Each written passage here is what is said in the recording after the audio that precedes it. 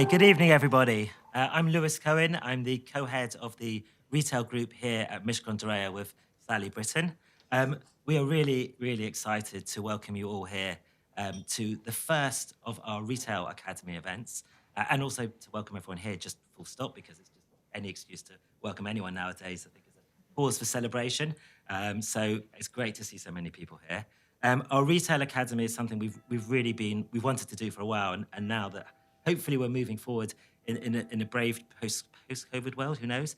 But we are delighted to convene our retail friends, our clients, our contacts to a series of events. The initial plan for this year in our program, which hopefully you all received in the email inviting you to this event, it was right at the bottom, but you can find on our website, is to have events this year on the Metaverse, ESG and supply chain. We have our really exciting style gallery, which is when we have 12 up-and-coming pop-up brands here at Mishcon, and we have lively DJ. It's a really fun event. It's an opportunity to meet lots of people and to see new brands. We have a talk on collaborations, on the value of big data, and on purpose and governance. You'll be pleased to know that that's all I'm going to say tonight, because I'm delighted to welcome my colleague and friend, Tom Grogan, who is the CEO of MDRX Tech, our digital transformation business, who's going to talk about this fascinating topic. Thank you, Tom. Hi everyone, 15 minutes late. Can't drink drinks in the Metaverse, can you? That's clearly why everyone is excited to be here. Lovely to see everyone and have everyone here at Africa House. I'm just going to share my screen if the tech works. It does, look at that, Apple. Cool. NFTs and the future of retail is what we're going to be talking about this evening, and we've got quite a lot of things to cover. So I'll give the 2 minutes on the MDR group, Mishcon de Reya, who we are, what we do, the direction of travel that we're going in. I'll then try and level set a little bit. We'll talk about the underpinnings of NFTs, so blockchain technology and Web3 and the Metaverse. And that might sound like a bit of a stretch, but hopefully we'll try and explain why all of those three things are sort of intrinsically linked, and you can't really talk about one of them without talking about the others. And then we'll level set again and talk about NFTs. What are they? Why do people care? What's the journey that industry, and it is an industry now, has gone on for the last 12 to 18 months or so? And what are the marketplaces and actors in that space? And then finally, we'll talk about the considerations when you're bringing an NFT to market. And generally, we'll try and break that down into three camps. We'll talk strategically, commercially, what makes a good NFT project, what makes a good NFT business, and how can you make the most of the opportunities in this space and hopefully avoid the pitfalls. 2, the technology. What are the technology choices you've got to make in this space? What are the choices you have to make day one? What are the choices you have to make a little bit further down the line? And again, what are the pitfalls to avoid in this space? And then finally, legal and regulatory. What are the things that are super important to get right, because you might go to jail. That's, as a starting point, something we want to avoid for all of our clients. And then finally, I'll just touch on how we do deep dives. And when we talk about deep dives, we mean everything we're talking about here is slightly abstract, and we'll try and bring things to life as much as we can with examples as we go along. But there's nothing like a concrete example, and something we've done for a number of our clients, including a few in the room here, is where we've been approached with them. They've said, we're thinking about doing this thing. It might be launching a store in the Metaverse. It might be minting an NFT collection. It might be anything in the whole Web3 ecosystem. With them, we basically use a very, very simple 4-way framework to evaluate that concept and alert them to the opportunities and risks that they need to be mindful of. So quite a lot to cover. We'll stop after the level setting and have an opportunity for questions sort of midway through, because really if we're lost there, the rest of the talk's going to be carnage. So let's see how we get on and go from there. So very briefly, the Mishcon de Reya Group. We're on a bit of a journey as an organisation. As all of you know, Mishcon de Reya, one of the most prestigious independent law firms in the country, we're transitioning at the moment. and we are seeking to be this broad-based professional consultancy that's got law at its heart, but goes beyond the mere provision of law. And as part of that, we've had a number of group businesses set up over the last 4 or 5 years, probably, thinking about the first ones in MDR Cyber and MDR Private. That's our cyber security consultancy and investigations practice, and our multi-family office business in MDR Mayfair. So my business within that is MDR X-Tech. So as Lewis said a moment ago, we're the digital transformation arm. So I began life as a lawyer, advising clients on legal questions relating to crypto asset issuances and AI models and all of those sorts of things. But I had a background in computer science. Clients cottoned on to the fact that my interest was actually the technology, not the law, stopped asking us, can we do this thing and make it compliant, and just started to say, Tom, can you just do this thing for us instead? So fast forward today, we have a separate business with software developers, data scientists, business change consultants, and we build tech for clients underpinned by compliance with that law at its heart. We've got MDR brand management. A number of the team are in the audience and in circulation. I'm sure an opportunity to speak to them later, and that's our brand extension business. But everything is underpinned by that compliant by design approach. Everyone comes to us not in spite of having 1,000 amazing lawyers, but because of it. And this is really sad. So I should be joined this evening by Anne, who is just the most extraordinary lawyer. She is so passionate about this space. She's right at the cutting edge of emerging technologies in the UK. She was one of the driving forces behind the Law Society's recent guidance to all lawyers, basically telling lawyers what on earth they need to do when it comes to smart contracts. She wrote most of it. She's an incredible lawyer. Sadly, she's not with us this evening. She's ill, and so I'm going to do a bad job of subbing in for her.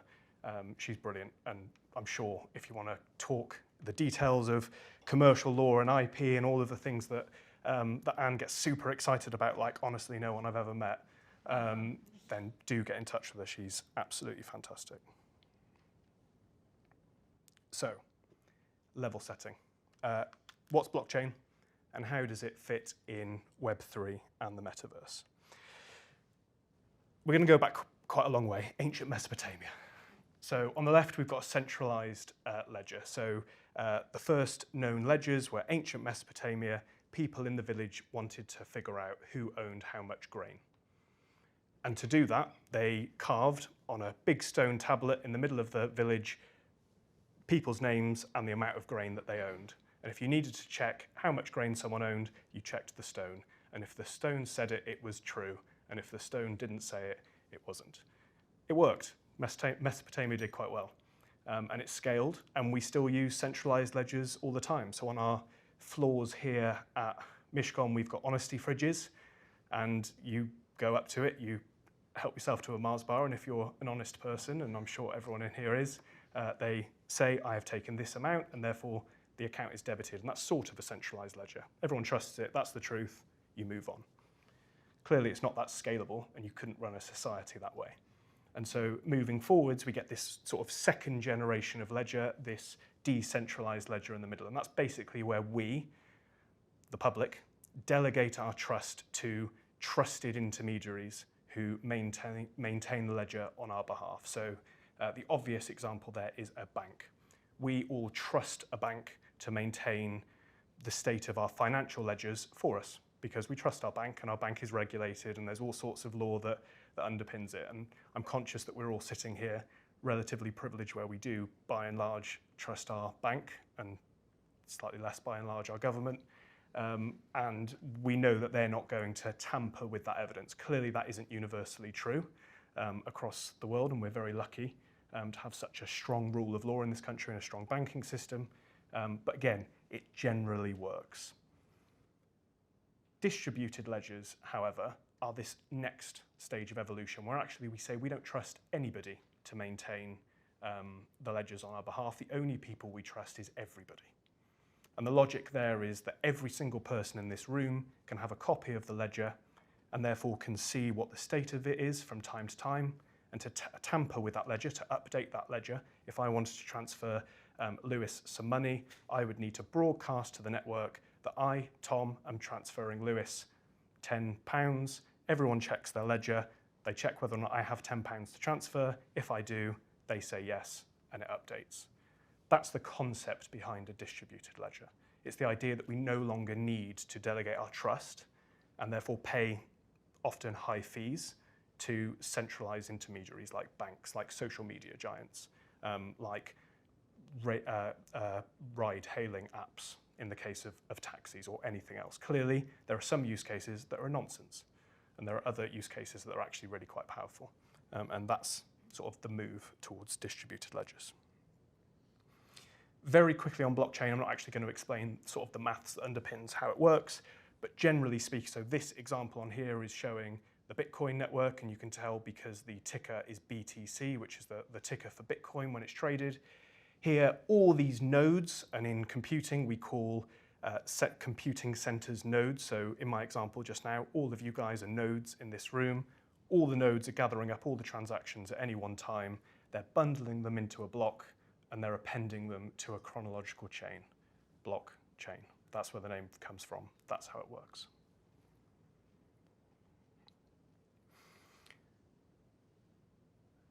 Like I said, a lot of the use cases of blockchain are non-existent, honestly.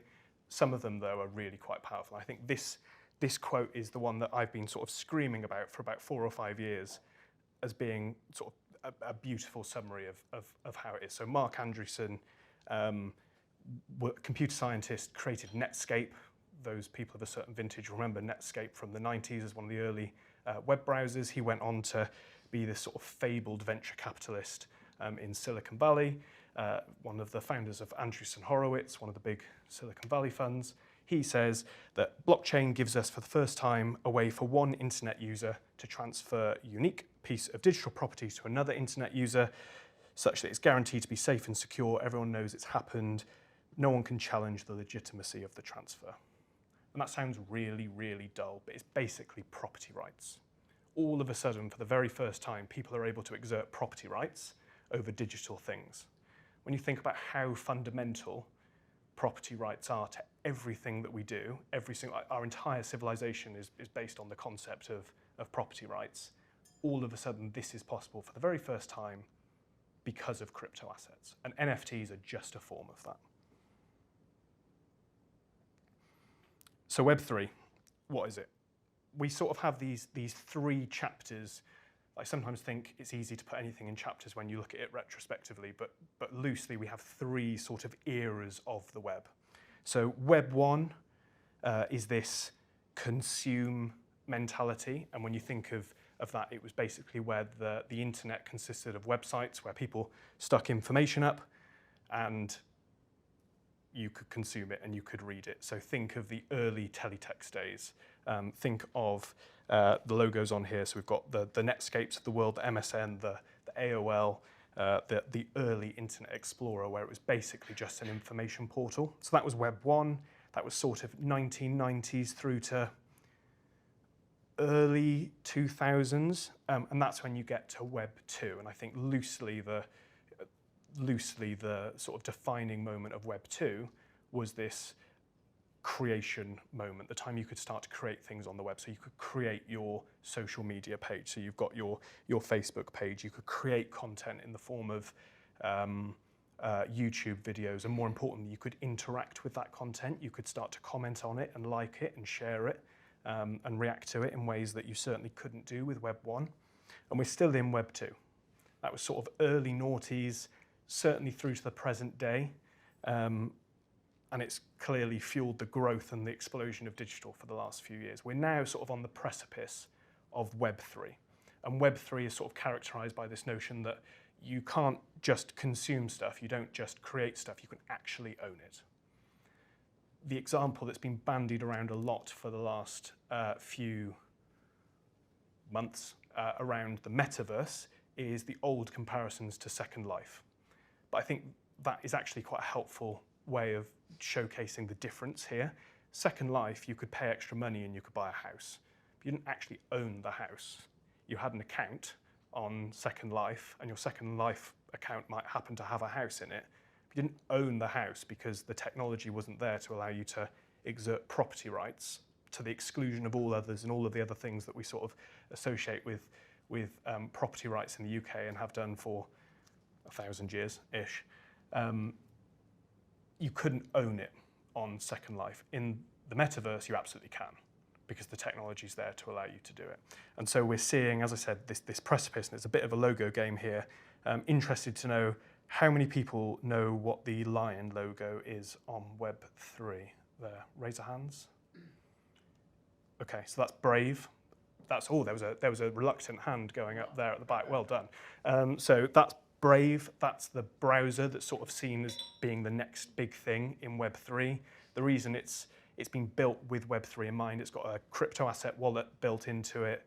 It allows you to make transactions without leaving a page. It allows you to tip content creators in crypto assets live. It actually pays you. So I use it for work every day, and it pays you to view adverts periodically. It blocks all adverts that I see. I can elect how many adverts I want to receive every hour, and it will give me payment in their native cryptocurrency for watching it. So I make about £5 a month. It's not big money, don't get me wrong. But I make about £5 a month just using my computer in exactly the normal way at work, because every now and then it pings me a random advert, which honestly I seldom realise it's even there. It's this sort of Web3 ecosystem where people are rewarded for their time and their attention and their creative talents. The other two on there, so the top left one is probably the one that's going to be the most recognisable in here. So that's MetaMask, which is probably the world's most popular software wallet, which is just the mechanism through which you hold crypto.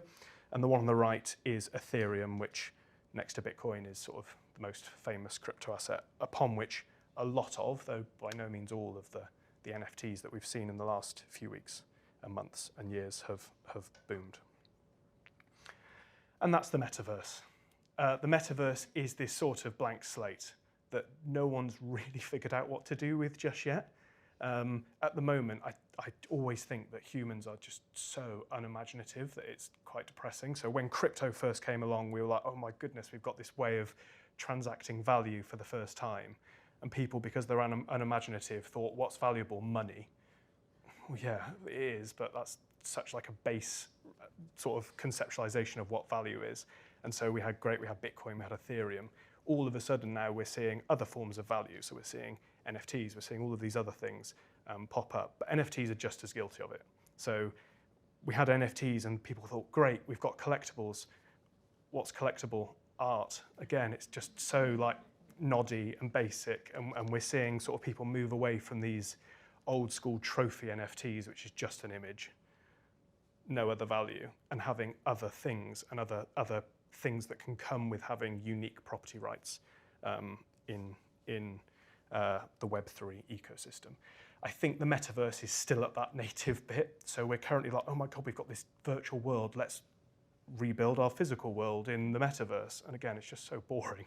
I think for the first time we're seeing in the last few weeks and months people begin to think outside the box of, rather than replicating what we're doing in the physical world, they're thinking about how they might do things in this sort of virtual world where the usual constraints just don't apply.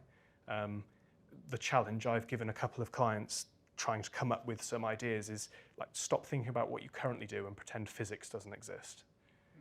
And that sort of big challenge made them think about different things. So it might be their store is going to be on fire all of the time, because it can be. It might be that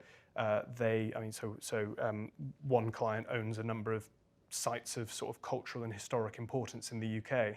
It might be that as you walk through every room of your historic site, rather than it just being the historic site you've got now, you could be in a different era of time in that building of historical significance. All of that is Second Life, right? It's just creating stuff that's interesting. What's super interesting though is bung property rights into that melting pot and bung the ability to own stuff. All of a sudden it gets really interesting. So you could not just visit the Tudor court, you could get a job there. You could work for Thomas Cromwell, you could pay tax, you could get into a dispute, you could do all of these things because you can have a working ecosystem, because the fundamentals of any economy are property rights. And all of a sudden, for the first time, we can do that. So the metaverse isn't going to look anything like that. It's not going to look anything like anything that we're seeing at the moment. It's quite exciting, and it's a bit of a playground at the moment where people are still figuring out what on earth it is and why they should care. So that's blockchain, that's Web3, that's the metaverse, and that's how they sort of all interrelate and are connected. So the main topic of the talk this evening clearly is NFTs. So let's, before we move on to the considerations, talk about like, what are they and why. So NFTs, very, very quickly, let's focus on the term. So NFT stands for non-fungible token, and that basically means a token, a crypto asset, which is why it's all related to blockchain, a crypto asset that is not readily exchangeable for another. So the example there is if I owe Lewis £10, he probably doesn't care whether or not I pay him back in a £10 note or two £5 notes or 10 £1 coins. He doesn't care because the money is fungible. It's totally exchanged amongst them. Maybe he does. Maybe he's got a preference for change. I don't know. He's pulling a face.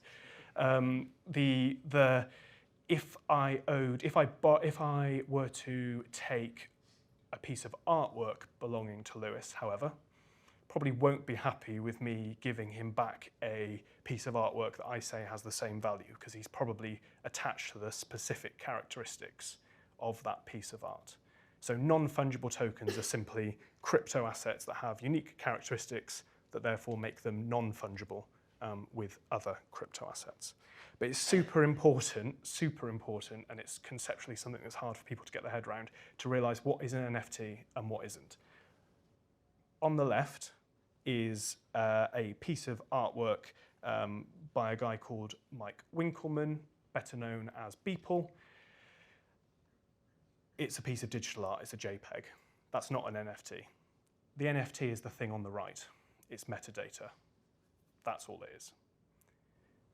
Quick story on Beeple. So Beeple's quite interesting for a number of reasons. It got a lot of press about this time last year, maybe a little bit earlier than that, I can't remember. It was interesting for a number of reasons. One, because it sold for $69 million, which, yes, raised a lot of eyebrows and got people very excited. Two, because it raised $69 million by selling at Christie's, and therefore, you know, this is Christie's. This isn't some backwater auction house. This is a mainstream, prestigious location. Three, because it was sold to a guy called Vignesh Sundararaman, a computer scientist from Singapore. That's a very different classic buyer to assets like this, usually. And four, because it was actually quite cool and quite good. And if you look at crypto assets for the last 4 years, NFTs for the last 4 years or so, their quality has generally been quite poor for a number of reasons that we will come on to in a moment. But this was actually quite an interesting piece of work. So it was called First 5,000 Days. It was a project that took him 5,000 days, and every day he took an image that best represented his work, bunged them all together, made a collage of it, and sold that. $69 million. Sold for a lot of money, raised a lot of interest. But the important thing is that actually what people were buying, what they bought, was the thing on the right, basically a receipt saying a number of things, which we'll come on to in a moment, but that ultimately at the very bottom was attached to it a JPEG, which is that. That was quite interesting in itself, the fact that they did attach the JPEG to it rather than a URL, and we'll come to the sort of the pros and the cons of doing that in a moment. But yeah, that was Beeple, $69 million, Christie's, for that. It was very interesting. So what is in the metadata? So in the Beeple metadata, we can see the 6 criteria, I guess, the 6 entries that were written in: creator, title, token ID, the wallet address, i.e. where is it right now? And that's the thing really you're buying. You're buying the right to say that it is in my wallet right now, and I can prove what my wallet is at any time.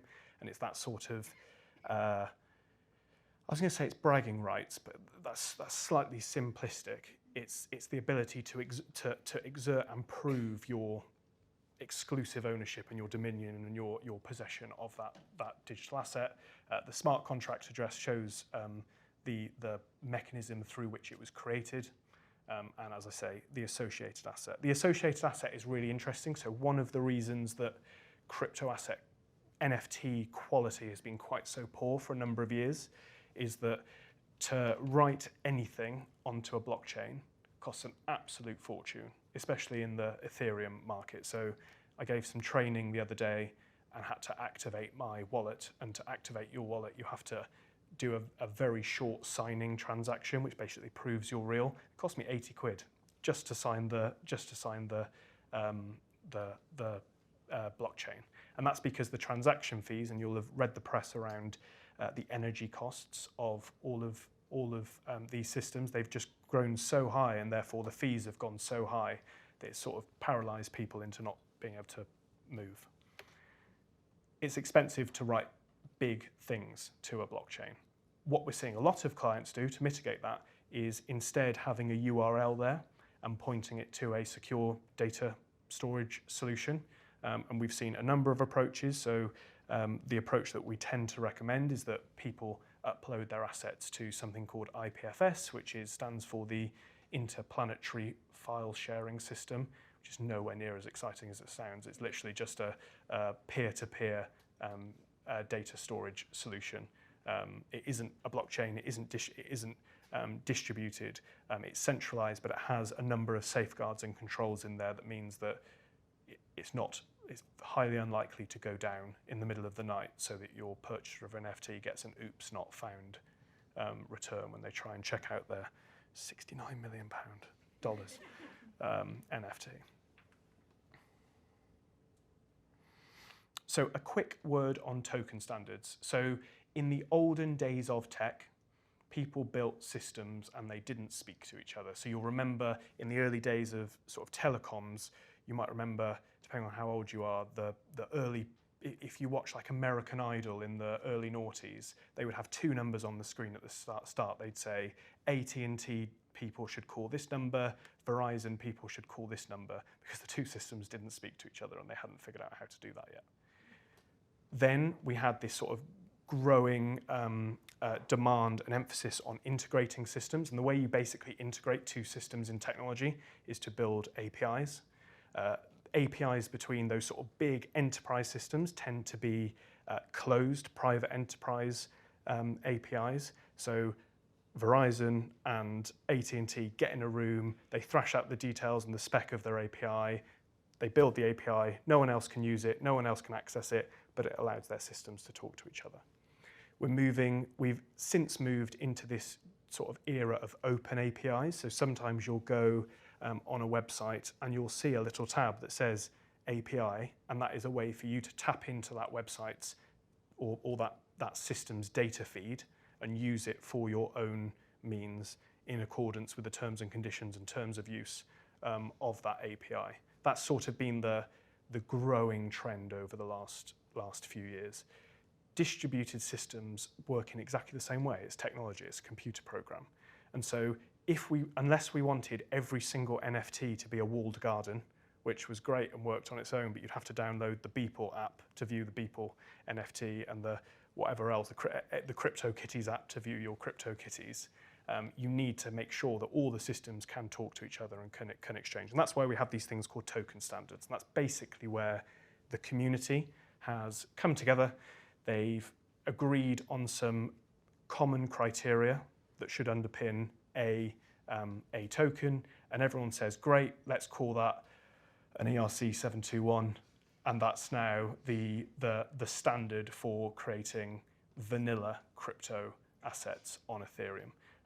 ERC 721 was the first one. It was what CryptoKitties used, and that is basically the bare minimum that you need in order for something to be an NFT. And that basically, if we scroll back to here, that is a 721 crypto asset raise.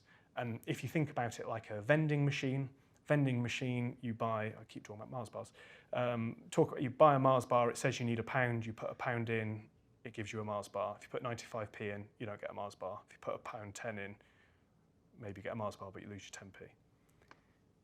That's sort of how crypto assets work. So in a 721, it says, I want this six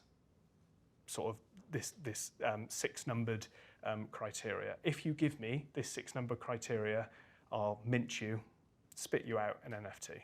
If you don't get one, sorry. That's it. That's all these crypto asset token standards are. And people get very excited about them, but they're really quite boring. There are many others, and there are many other varieties. So everyone thought, great, 721's interesting if what you want is your trophy NFT, which is just a piece of art. If you want to do all sorts of other clever things, you probably need some more criteria in there. So 998 basically allows your 721 to own things itself. So in the context of CryptoKitties, people were buying CryptoKitties, a 721, and then they might decide they want to buy their... By the way, CryptoKitties are literally cats. They're pictures of cats that are sort of this big popular thing in the Web3 ecosystem. 998 basically allowed you to buy a hat for your cat. And your cat could verifiably own crypto assets within this space. You have people dressing up their cats with scarves and hats and shoes and God knows what else. But it's just an additional layer of functionality on top. But again, everybody agrees what that functionality looks like, so that if someone else builds a 998, it can talk to the CryptoKitty and they can all interact. 1155 was a token standard that's more recent, and it was one of the things that drove the NFT hype last year in particular. It basically allowed for people to mint collections. So you might have a single smart contract that would create a collection of 150 pieces of artwork without having to create 150 separate smart contracts. There are so many of these token standards. We're quite familiar with almost all of them. And the benefit of having them as these shared things, as I say, is allows them to talk to each other, and probably more meaningfully also allows the community to test them, and so you get some comfort that it's been, stress tested and you're not going to build something that breaks. So that's a whistle-stop tour through blockchain, NFTs, Web3, the Metaverse. And so let's pause there for a moment before we go on to the practical considerations of actually implementing these things. Are there any questions? Would love to go for it. Well, first of all, Tom, thank you very much. That's fascinating. I'm Daria from Laundering. Nice to see everyone.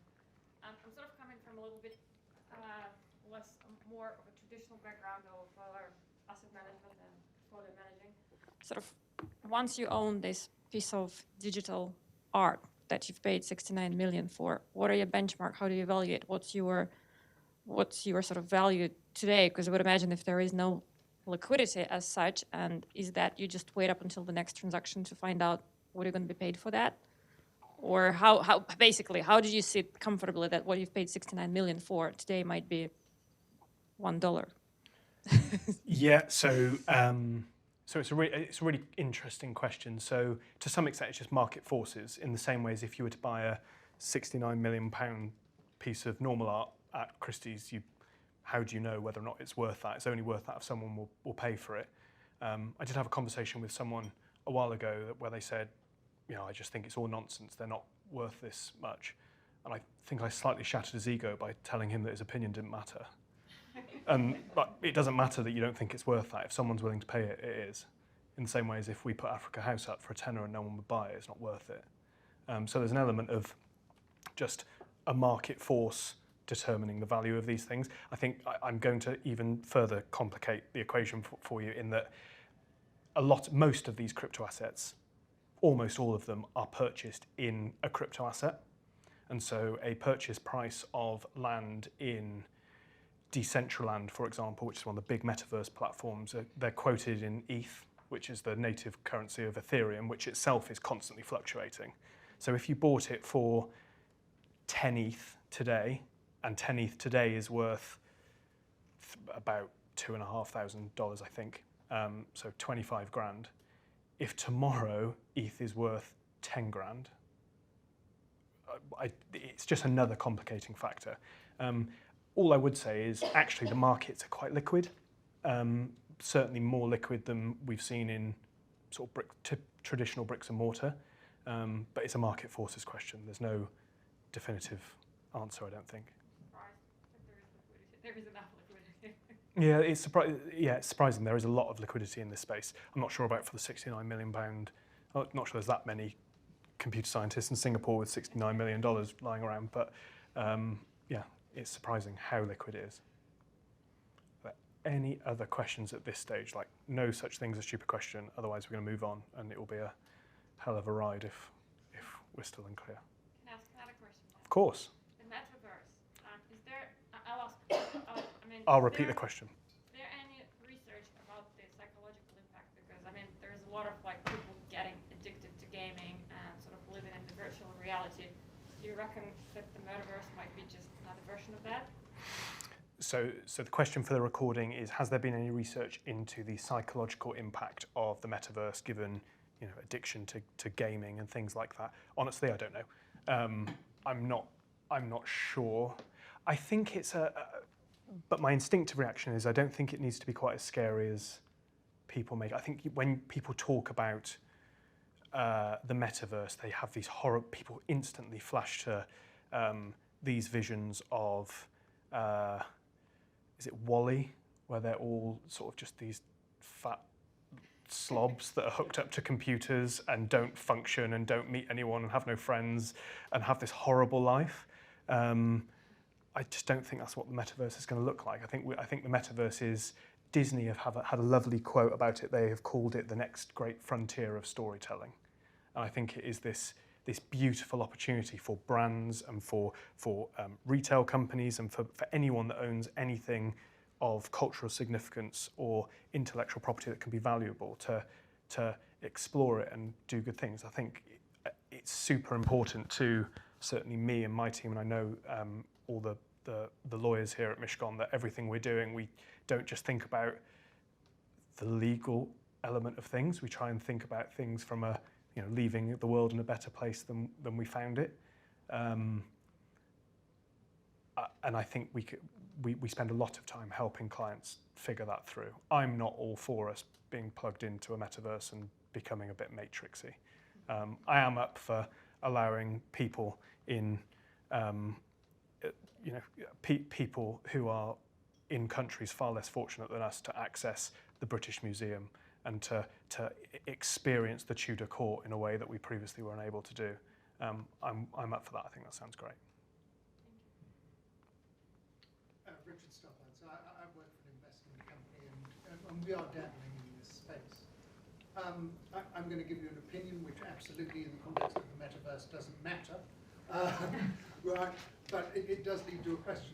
I'm going to ask for your opinion on the conundrum that faces us as a company. So we're dabbling in several areas of this, but one of the least interesting, to your point, is in the art space, and not as a producer, but as a reseller.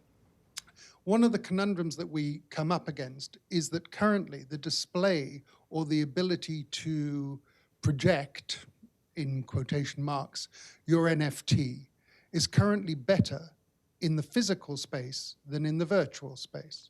So while I agree with a lot of what you've said, the metaverse gives us a conundrum because actually currently the experience is rubbish from an NFT ownership perspective. So, you know, our friend with his $65 million, $69 million. Don't shortchange him. He spent a lot of money on that. Sorry, is in a difficult position, you know, and to your point, you know, we're looking at, do we build stuff in Decentraland and how do you display stuff? But actually, if you go in there, I mean, I had a very interesting experience today in the Morgan Stanley building, myself, a couple of other people, and a lion.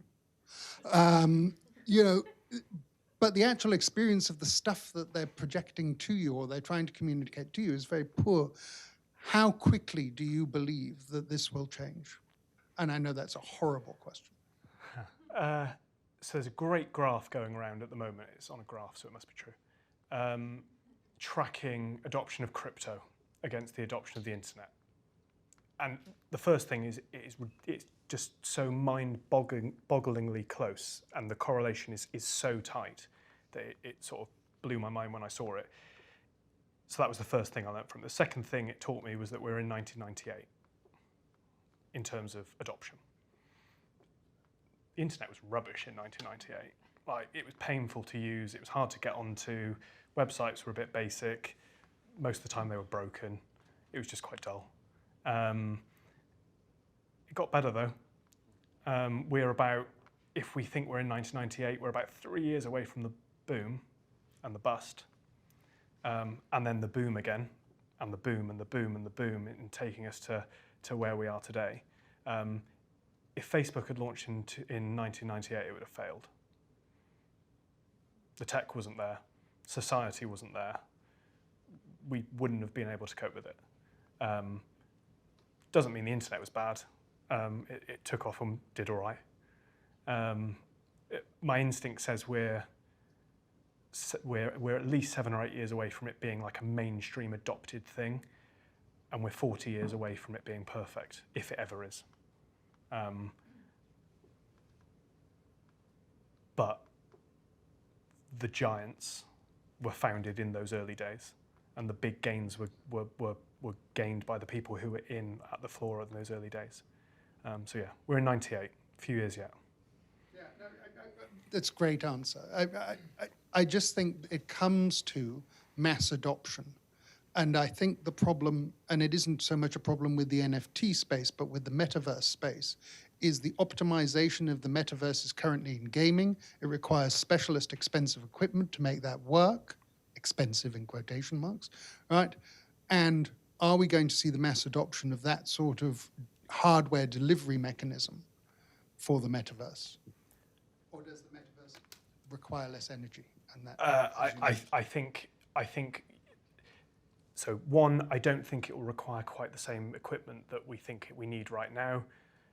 You know, the iPad I've got in my hand is more powerful than the computer that took us to the moon, and it was the size of a room.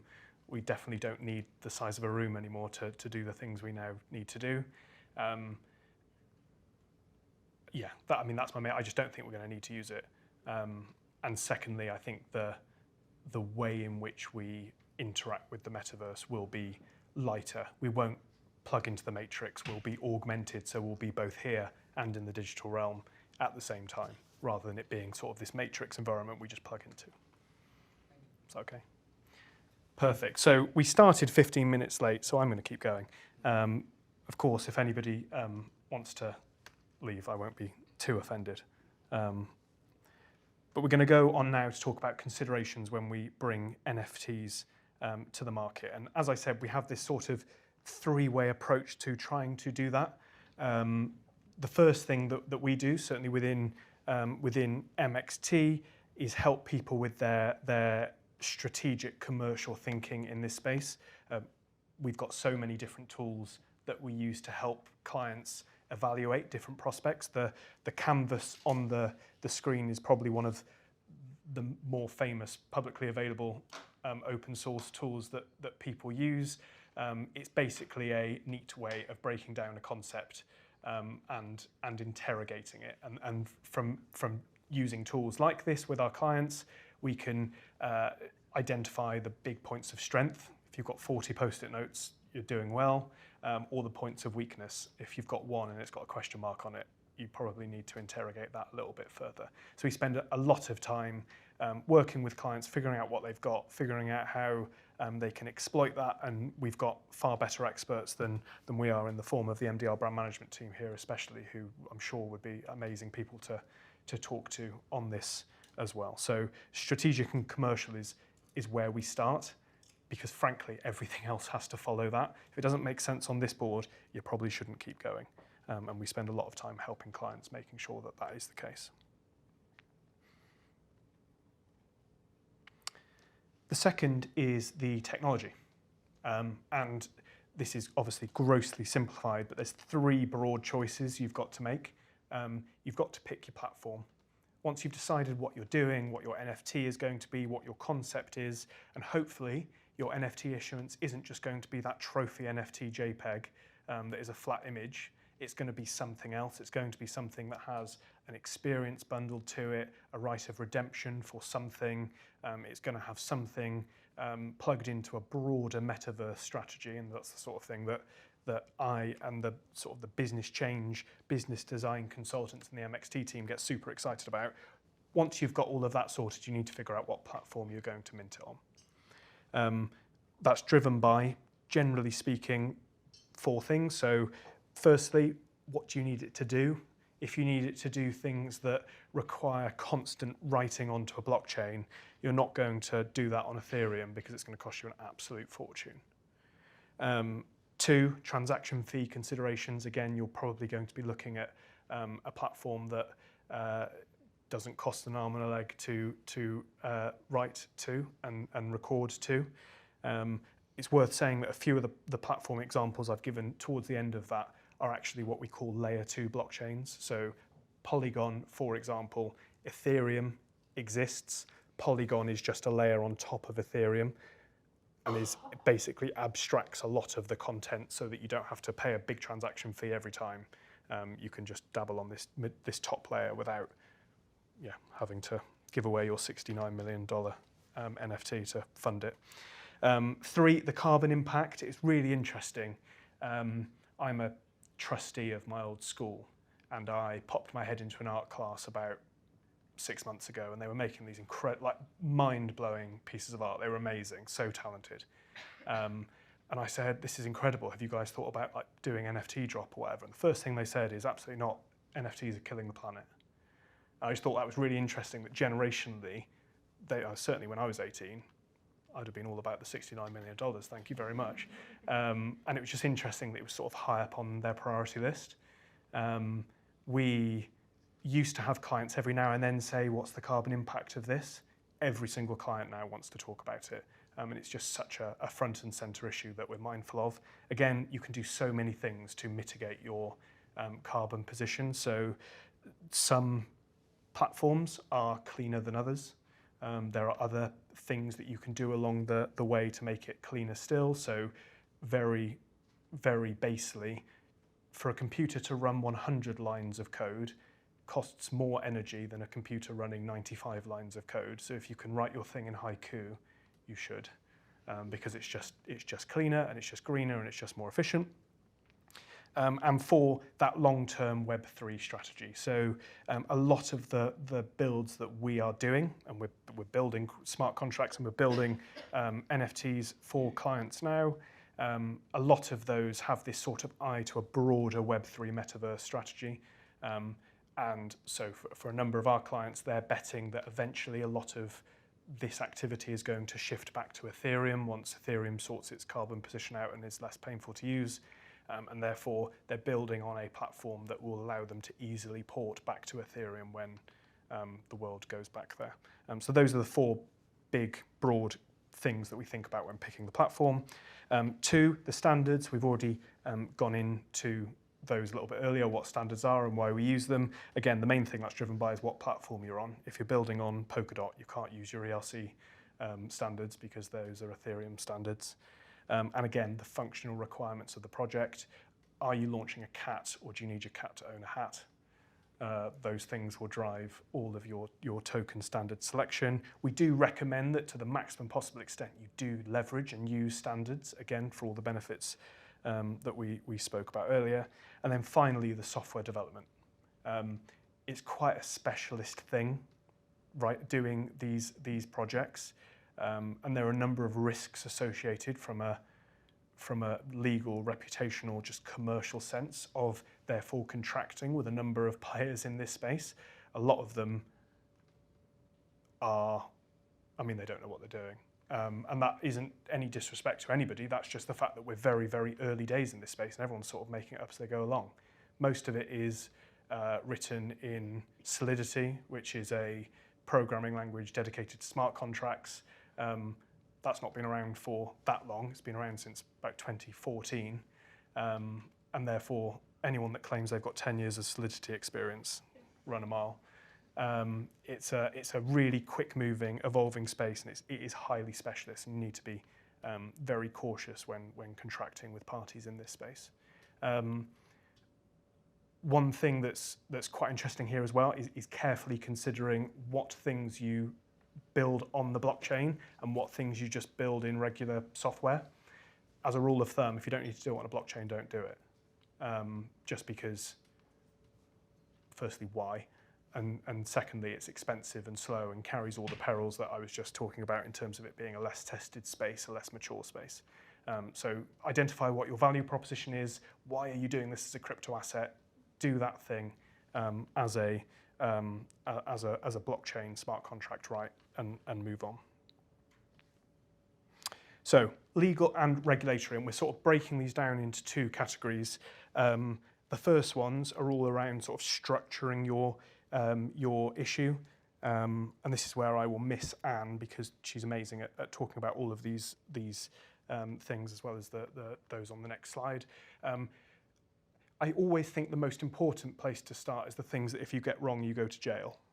And so that's where we'll start. So jurisdictionally, we figure out what is the right jurisdiction and what's the right corporate structure from which to issue a token. So regulators have a pretty dim view of the old.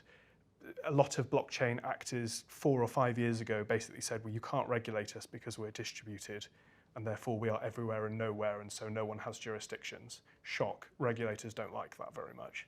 And they are often looking for the vehicle to regulate. And rather than playing the distributed argument, which has never worked, clients are better advised to select the jurisdiction they're going to go for, comply with all the laws and regulations in that jurisdiction, and go at it on the front foot from a regulatory perspective. So some of the key questions are you carrying out a regulated activity for the purposes of FUSMA in the UK? That can include a securities law analysis. Is your crypto asset a security? Usually NFTs don't fall under the security analysis, but you need to obviously do that properly and make sure that you know what your crypto asset is from a financial regulatory point of view. Are you providing a payment service for the purposes of the regulations? Are you in scope for the purposes of the e-money regulations? All of these sort of fall under the securities law plus analysis that we're very fortunate. We've got a partner here in our financial regulatory team, Charlotte Wilson, who I'm sure I've driven her to absolute distraction down the last few years trying to figure out these questions for clients, and she's amazing and is all over it and on top of the FCA's latest guidance. The big one, I think, comes as a bit of a shock to people, is around the anti-money laundering piece. So the FCA has taken the position that if you are carrying out, and they've got a phrase, something along the lines of crypto asset services by way of business, which in itself is a relatively unusual turn phrase that is yet to be tested and clarified. You need to register for supervision by the FCA. Full stop. And so we've seen a lot of clients, and by the way, that is almost universal now. There's a couple of jurisdictions in which that isn't the case, but I would expect them to follow in the not so distant future. It basically means you've got to be collecting data on the people who you are receiving money from to comply with your anti-money laundering obligations.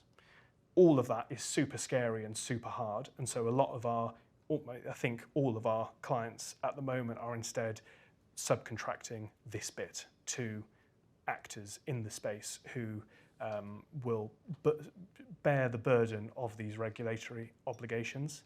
A number of things to check there. One, that your contract actually is sound with them, and often, and I've spoken to Lewis previously, the quality of the contracts received from some of these vendors can be quite poor, and you need to be mindful of that. Two, they're saying they're complying with it. Are they actually complying with it?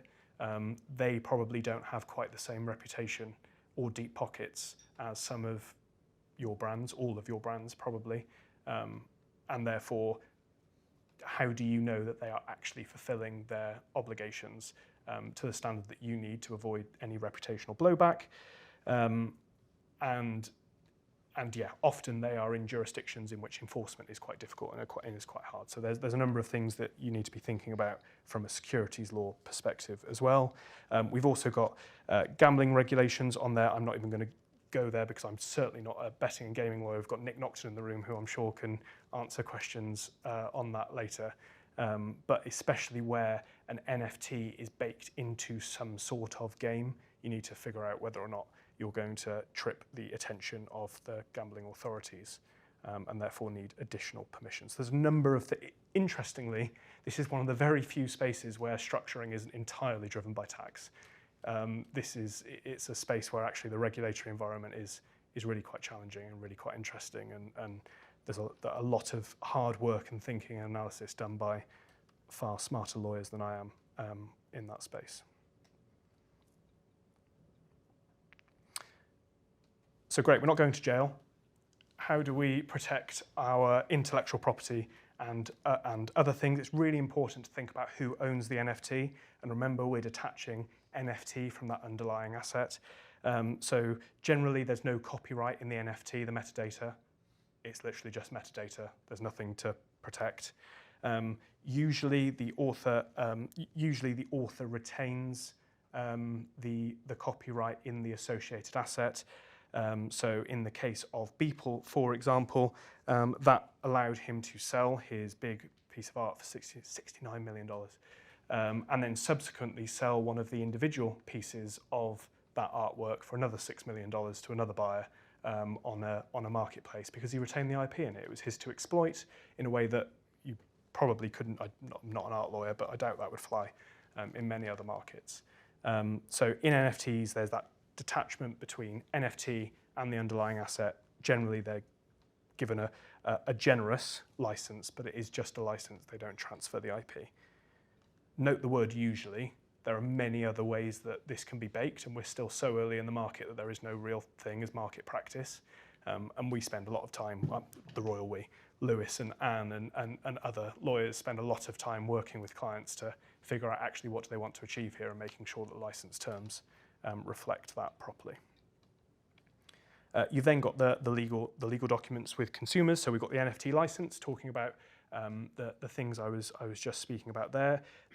The main thing, it's really interesting that when we talk about Web3 and we talk about the Metaverse, my colleague Tom Murray here runs our Nevo management, which is our esports agency, which is part of MDR brand management. And we were talking recently about an esports team that did an NFT drop. And you would think esports, NFT, those are two markets, like a marriage made in heaven. And the fan base absolutely shredded it to pieces because they perceived it as a money grab. They said, you're selling us a trophy NFT that's got no value. You're just trying to exploit your followers and your fan base and make a quick buck. And they did make quite a lot of money, so they did do quite well off it. But it had a big reputational kickback.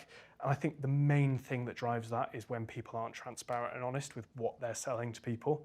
And so we always recommend to our clients that their drop, their issuance, their ecosystem, their Web3 ecosystem just has clear FAQs and explains what are you buying, what are you not buying, what can you do with it, what can't you do with it. I just proceed in that open, transparent way that makes everyone far happier from a consumer protection, but I think just basic ethics and good client engagement. We spend a lot of time working on that. And then you've got your online terms and conditions of sale. Something I've seen come up a lot recently is brands who are concerned about making sure that the terms that they're selling an NFT on continue to bind and attach future purchases of a sale after a secondary market transaction. There's a number of ways that we're seeing to deal with that. Worth saying that almost all of it is untested, and so we don't really know definitively what the legal position is, but the two main ways we're seeing is either a microsite that accompanies the NFT drops that just has your standard normal black letter terms and conditions, or you can actually write those terms and conditions into the metadata of the NFT. So sort of stamped on the thing are the terms and conditions to notify subsequent buyers. Ideally, you do both and have one referencing the other at all times. But that's just sort of an ongoing, interesting area. I'm doing a far worse job of this than Anne would have done. She'd have been so much more enthusiastic and on top of it, but I'm doing my best.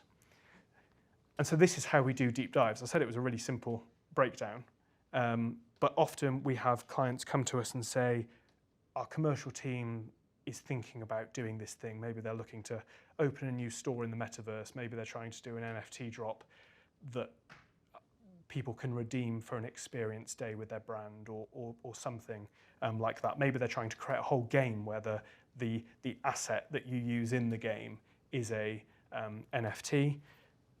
What do we don't even know what the questions are, let alone the answers. Please help us figure that out. And so the first thing we tend to do is do a bit of prep. We look at the things that we've already worked on, do a little bit of research and see if there's anything out there that we haven't worked on that we should be aware of, and then run them through these sort of 3 key risks. Again, commercial, strategic, mainly reputationally linked, but also a bit of the business model canvas that I was talking about a little bit earlier.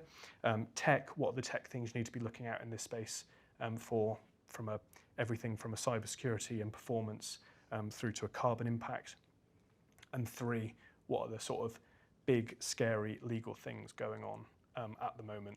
We're doing some work for a client at the moment where we're helping them create a playbook so that they can basically just let their commercial teams loose and say, if your NFT project looks and smells like this, please stop because we're all going to go to jail. If it looks like this, okay, come to us with approval and you should be fine. If your NFT project looks like this, crack on, consult your local legal counsel, we're not too worried about it. And so we help clients from that sort of legal strategy, commercial, technical, sort of hybrid space. And that, we started 15 minutes late and we're 15 minutes on the button, which is way, way more luck than judgment. That's me and Anne. Like I said, get in contact with Anne. She's incredible. She's such a fantastic lawyer. She's right at the cutting edge of all of this, smart contract law, blockchain law, crypto law. She's brilliant. And of course, if you want help on the strategy and the build and the design of your projects, we'd love to have a chat with you. For the very keen, I've included some further reading there.